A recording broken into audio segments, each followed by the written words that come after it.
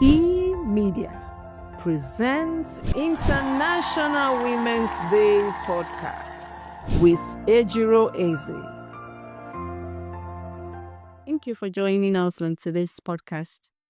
Today, we are celebrating the International Women's Day 2025. My name is Blessing Omebo, and I am a counselor. The International Women's Day, it's an annual event that is celebrated every March 8th. It is a day that is set aside to celebrate women's achievements and foster gender equality. With me on this great show today are two amazing personalities. This is Yuwa Ladeshalo. She's a social development practitioner and the immediate past general manager, Edo State Social Investment Programs. Welcome, Yuwa. Thank you so much. And we also have Ejiro Eze. She is a counselor whose niches are in family and marriage counseling, mental health, and grief. You're welcome, Ejiro. Thank you, Blessing. Let's look at women's rights and empowerment. First, to start with you, Yuwa. What does women's empowerment mean to you, and why is it important today? Okay, thank you so much for having me on this show today. Women's empowerment is, well, from the word empowerment, to empower. It's any strategy, tool, project, program, or activity that is used to ensure that a woman, and in this term, not just a woman, but a female. So looking at the girls, looking at teenagers, looking at the adult women, that they are lifted up. They are taken from one level, which is usually a lower level, to a higher level. Shows that it takes them. Sometimes it can be a mental empowerment. It can be in terms of physical empowerment, in terms of that which has to do with their health. It also has to do with their skills, livelihood. It also borders around ensuring that in their profession, they don't see themselves as people who are just to be in the kitchen, but people who can actually take on a career and actually move to the apex of their career. And if you see nowadays, unlike maybe 20, 25 years ago, we now see women who are occupying high-level positions as CEO, as board members, as board chairmen in corporate organizations like banks. And so women empowerment is that activity, is that tool, is that process of lifting a woman, of lifting a girl, of lifting a teenager from a lower level to a higher level, and making them understand who they are, bringing out their potentials, bringing out their capacity, and making them know that there's a power that resides in them, sometimes through knowledge, sometimes through training. It's important because everybody has potential. There is nobody that was born, that God created, that doesn't have potential. But it's important to take, if you did sciences, that potential energy and say kinetic energy, it's important to take that potential into action, into making that person achieve the purpose for which God created that person. And everybody has their own purpose. There are different sectors and different phases and different areas that one can excel. So it's important to, first of all, make them know, especially here in our climate, in African climate, it's apart from the fact that a lot of work has been done right from the Beijing, Declaration and Beijing Prayer Conference. In the African climate, women were just to be seen and not heard. In fact, in some communities, they're not to be seen at all.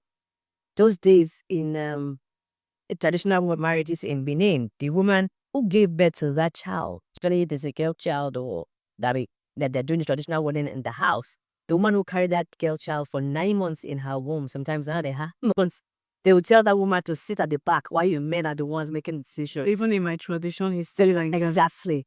But the women are just like tools. But they're saying no. There's potential in them. And if you give them the right skills, the right knowledge, the right information, they would turn out to be useful persons in the society. And you can see that. Look at Ngozi Okonjo-Iweala, and she's making us so proud. The first woman, in fact, first Africa, WTO, come on, what are you talking about?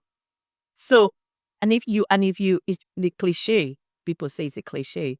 If you train a woman, you train a nation. For me, I don't see that as a cliche. It's actually the truth. When you educate a woman, She will ensure that everybody around her is educated, is trained, has that capacity developed. So it's important. And we are seeing the values. Many parents even in those states that allowed their children, right from my mother's generation, that allowed their girl children to go to school.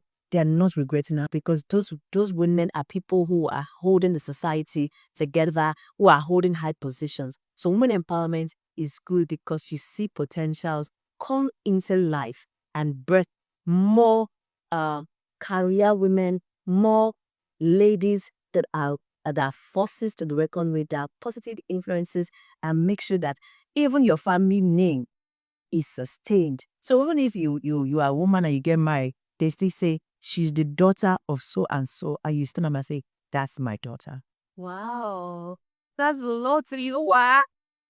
Hey, I'm actually wondering whether there is this to say other it said. I said it all. Like, wow, that's amazing. Thank you so much, Iwa.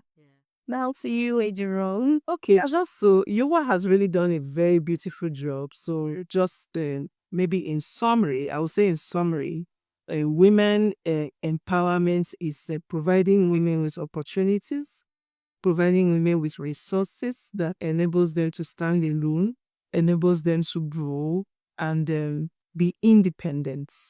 And then, like she said, there are a lot of benefits. Okay, let me come in from the family perspective. When women are empowered, it reduces abuse in the home. It gives women voices. Women can speak because they have capacity, especially financial capacity. And it also reduces dependence on the man or on the entire family. So the women can actually do one or two things and provide support because they are empowered. So yeah. So let me just leave it there in addition to what she has said. Thank you so much, Ejiro. So you are. What are the biggest barrier women still face in seeking empowerment opportunities at workplaces and in the society at large? So we still have structural barriers, and they're different forms. So we have so in workplace, there are still perceived notions that there are positions that only men can take.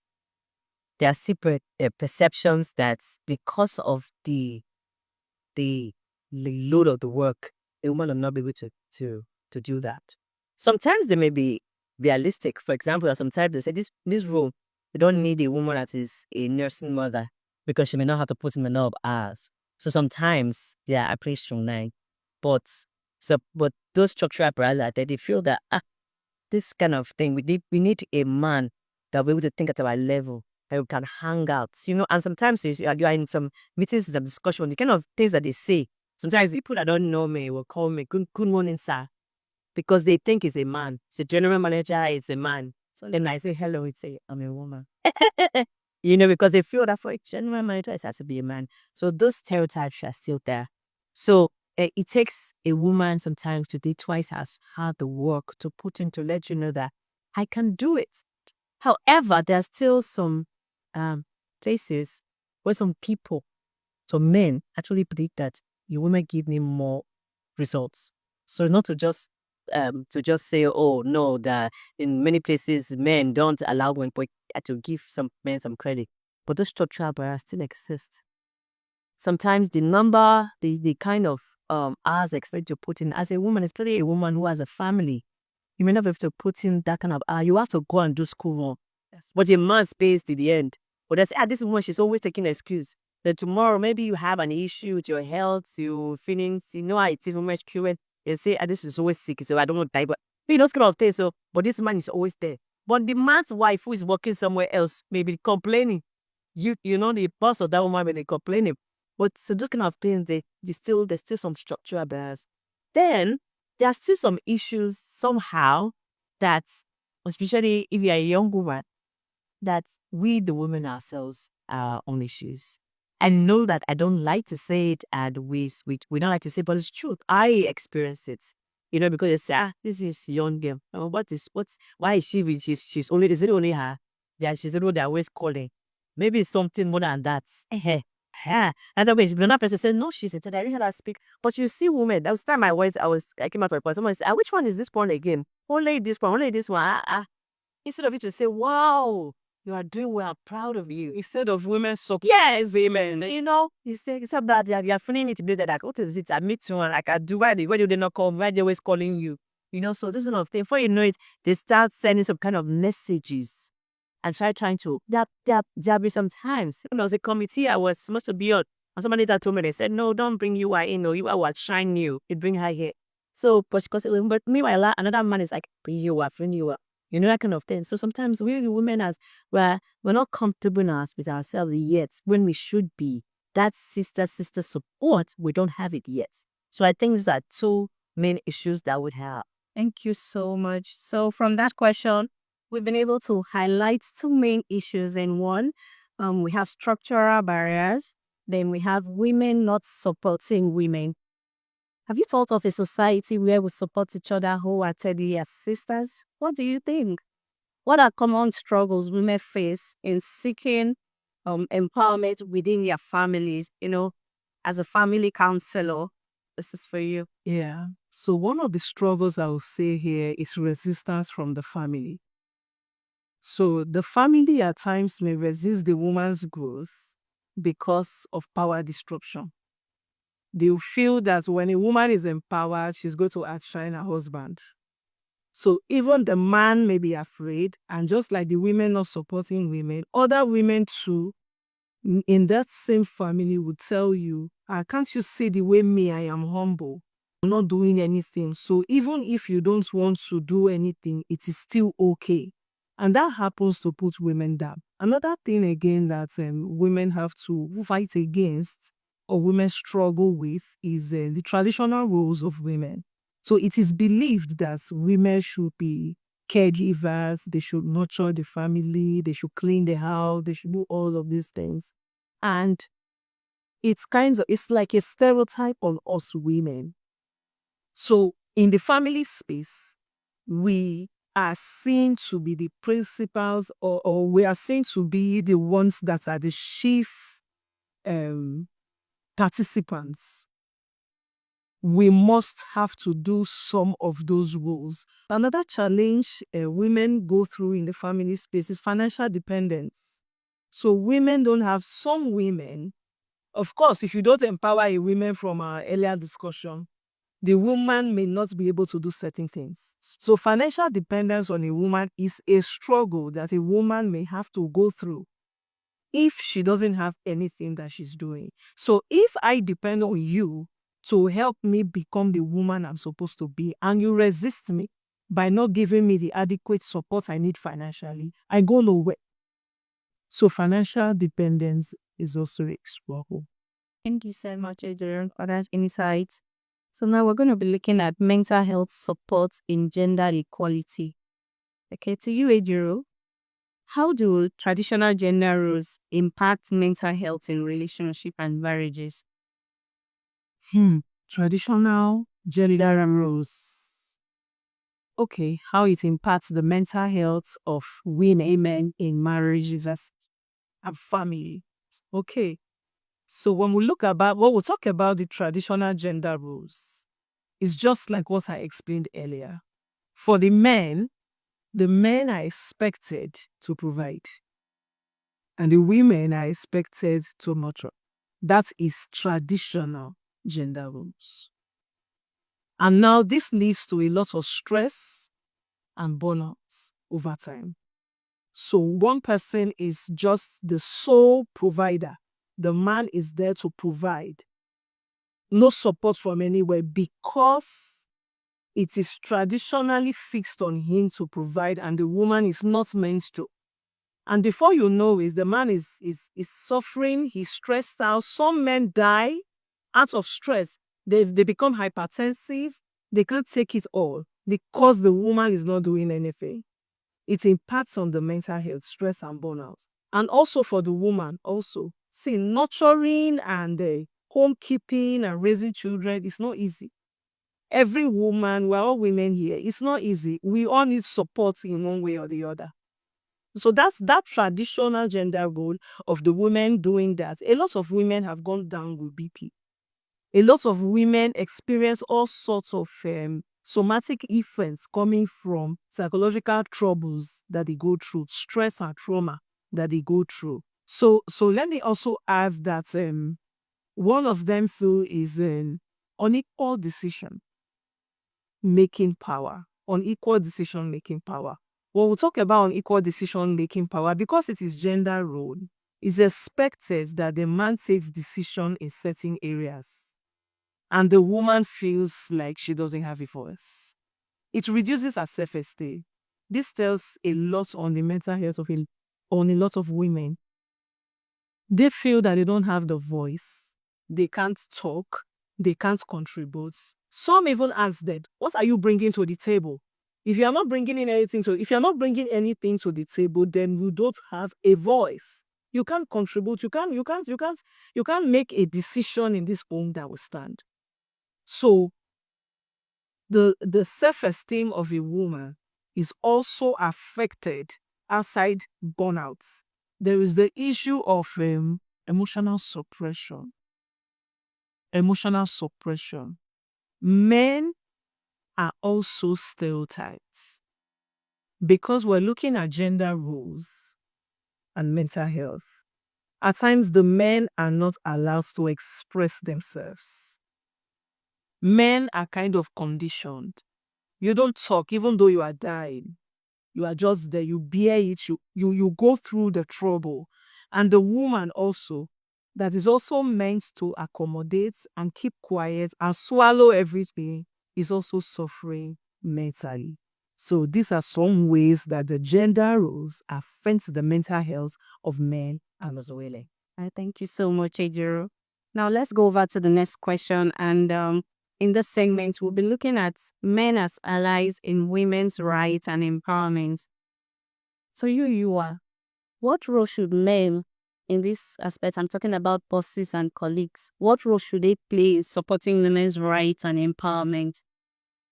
Okay, so we have the Bashis. We call them Bashis, are the ones who support women's empowerment, women's rights advocacy. So even when we're having our International Women's Conference in the Commission on Status of Women at the UN in New York, you see some men who come around and say they support rights of women contributing that women can do and be more at what they are. So they are the Hitashis, and we have the Hipashi campaigns. So we have many people, or now some people who, male bosses, male colleagues, male friends, who either by way of their own vacation, information, or influence to their mother or a role model, they see that a woman can be more than just being somebody in the house. So they push for women's empowerment and they support, they go all out to say this role, it doesn't have to be a woman, a man that should take it. It can be a woman. And if it's a woman, what do I need to do to support you? So that's more fed. Identify roles that women can take. Identify opportunities. If you see that a woman is good, she's good at technology. Don't say because it's usually men in tech that you just push. What was already men? Well, this lady has interest in tech and you see that she's skilled. I'm okay for her to be there. You can always ask, what way can I support? Do you need training? Do you need exposure? What can I do to support? So for bosses, they cannot go work with the digital department to say, this person, all she needs is just some level or some training. Can you just take her for some training? Also, they can have peer mentors, and they could be male colleagues who can say, okay, this person has done this. Please let her shadow under you. Show her the what you do. If it's a colleague, you can tell the person, okay, I see that you're not very good in using Excel. I can put you through or PowerPoint. Your presentation yesterday was good, but your presentation slides were not as powerful. I can show you one or two things. So those are the ways identify roles, help in terms of giving that information and training, speak up for them in opportunities, in meetings, in places where decisions are being made. and maybe the women are out there, speak up. You say, oh, I know that Blessing can do this. Don't you give her the opportunity? Sometimes they may even shout you down and say, oh no, I was thinking that Femi would have said, but keep Blessing a try. I think she can do it. So, in doing that, you can speak up and what we like to call sponsor or support. Make sure that you do some push. Don't give up. Keep trying. And then while you are sponsoring a person, go behind and be coaching her, teaching her, do this. Do some small work on, come and present to me. Let me hear what you have to say. When that, it takes a lot of effort. I have personally enjoyed that. I have very many male parts. But even at work, I've had male supporter who believe in me, who say, I think you are stupid. But many of the recommendations I've gotten have been from men. You can do this. Let you be this committee. Oh, and there's not that person that can do it, is you are. And when they say, I have a room for my boss, give it to you are. So because they believe me and they believe that this opportunity, if I give Hans opportunity, it will be leverage for her to even achieve more. But other young people to see her and aspire, so that is some of the ways can do so support. It's a help. Speak up and support. Men should learn to speak up and support. It's very important. What role do fathers and husbands play in supporting women empowerment in the families?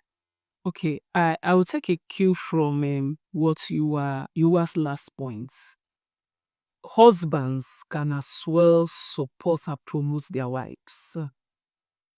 Not just in the office, even at home. A lot of women are being talked down from the home. Any woman you see that shines outside in the workplace, I tell you, gets her encouragement first from the male in her life at home. So you see some women look very good and they feel their self-esteem is very low because somebody is constantly putting them down at home. So from there, men should give women that emotional support, financial support. Also, men can encourage women to go to school, develop yourself, career development, and education. You can encourage women to try new things. They can also share responsibilities at home with the woman. When a woman is struggling with a lot of work, the husband or fathers can actually help. You can help babysit. Who says a man cannot babysit? A man can help babysit while the woman does other things at home. At times, the responsibilities can be shared, and also they can promote emotional well-being of the woman, making sure that everything that has to make her be okay in her life, whether mentally, whether physically, whether socially, they can provide that support and bring that balance into her life. Thank you so much. Thank you, Ejiro. How can women take action in their own lives to accelerate change and break barriers in their workplaces? How can they take action? What can they do? I think you need to do need analysis. You do a need gap analysis. What are the things I need? Okay, I don't think as empowered as I should be. What are the needs that I have?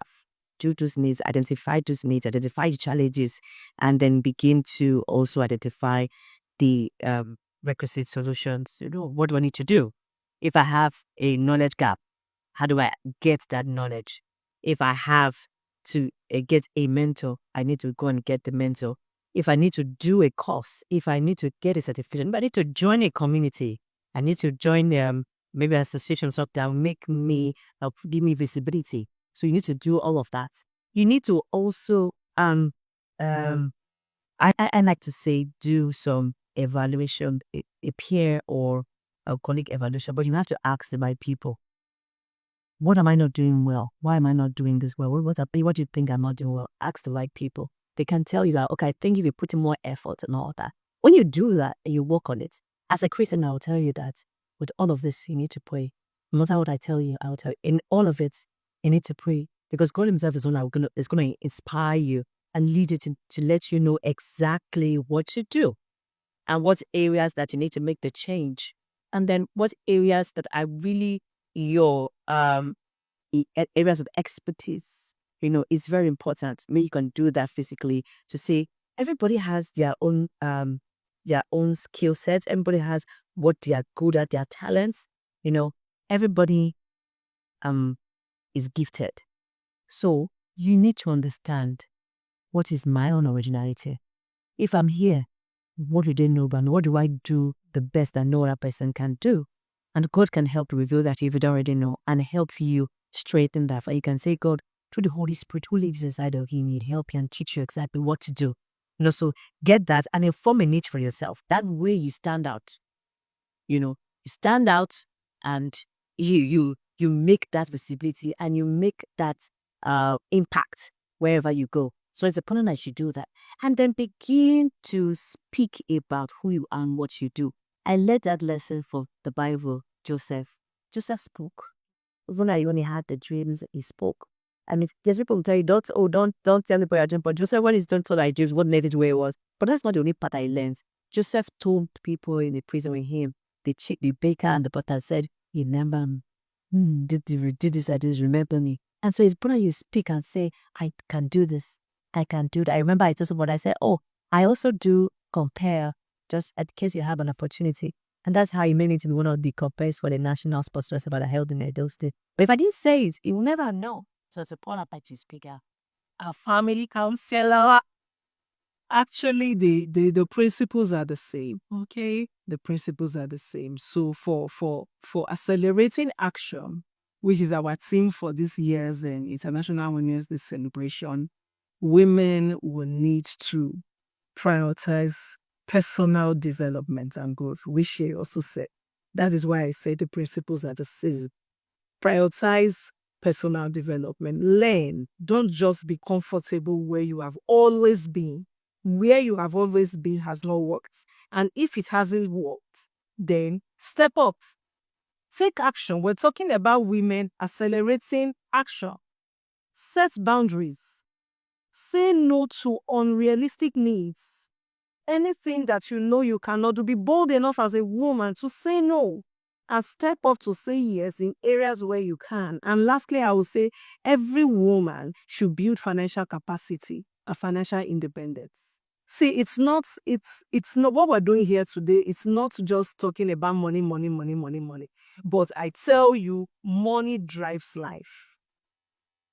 Women cannot do so much. So there is no human being, including men, can do so much without finance. That's true. So if we want to be empowered, we want to stand for our rights, we want to accelerate actions, what exactly should we do?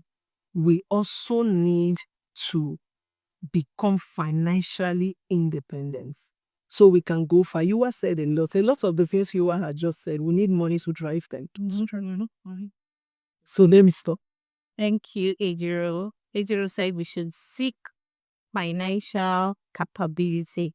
So if you could leave your listeners with one message as for women struggling for empowerment, what would you say? Accelerate into action. What you need to do now. Get support. Speak up. And we need men to join us to advocate that women that are not being positioned yet, that have the capacity, should be positioned. And you yourself identify what you have, identify where you want to be, and start making some steps towards. Thank you so much. Thank you. If you could leave your listeners with one message, what would it be? So I would say, women, we have urged you to accelerate action. You cannot accelerate action without being intentional. So be intentional, be clear about where you're going as a woman, and put in the necessary action. Take the right steps you need to take, both from within the family space and out there. And you are sure that we'll have great women in magic moving forward. Thank you. From today's podcast, we've been able to identify some key points, and one of which is it starts with you as a woman, self-discovery. You have to know what you are good at, put in the efforts, develop yourself, gain knowledge, and become visible. Seek visibility. Own your power, uplift others, and seek supportive networks. Thank you.